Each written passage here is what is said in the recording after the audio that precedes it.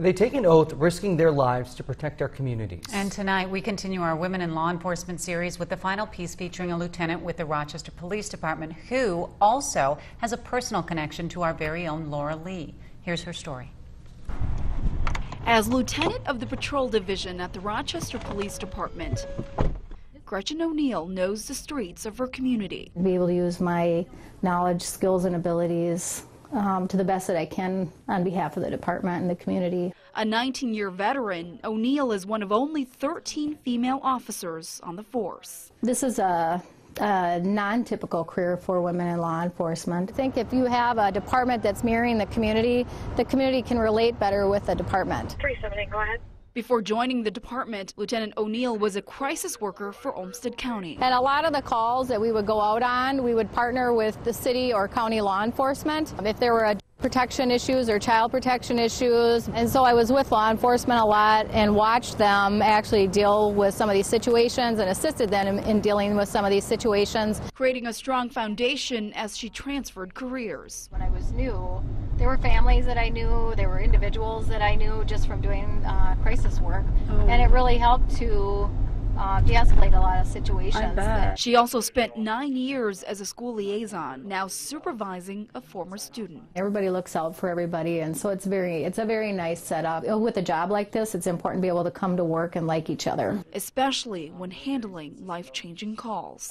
I remember hearing the call and the concern that the officers had for how serious the accident was. Lieutenant O'Neil is referring to this motorcycle accident back in 2013. It was a beautiful Saturday in May. It's really odd. Sometimes with the most beautiful days, we have some of the worst crashes. My husband Abe was in that crash. He was hit by a driver who didn't see his motorcycle coming and suffered life-threatening injuries. A case may stick with an officer because of their personal experience. For Lieutenant O'Neil, the experience hit close to home. I knew from my own personal experience what it was like to be a survivor of somebody that was involved with a crash like that in the family, and so I wanted to be able to share my experience with you to just give you some hope to hold on to for the days that were to come. From a wife to another wife. I had someone come to me when my husband was in the hospital and tell me the same things that I shared with you.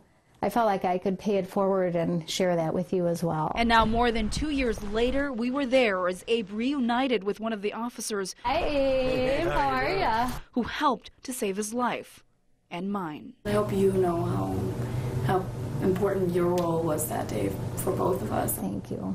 Wearing that badge, what do you think that badge symbolizes? Well, I think it's about safety and peace. You know, the community being safe, officers being safe. For the 21 men and women working under her supervision, they have someone watching over them. At the end of the day, I want my officers to be able to go home in one piece and be able to go home obviously alive. And it's something that I think every law enforcement officer hopes for when they come to work at day. And for Abe and I, that's our hope for her. It was good to see you again. I'm so glad you're up and moving around, looking healthy.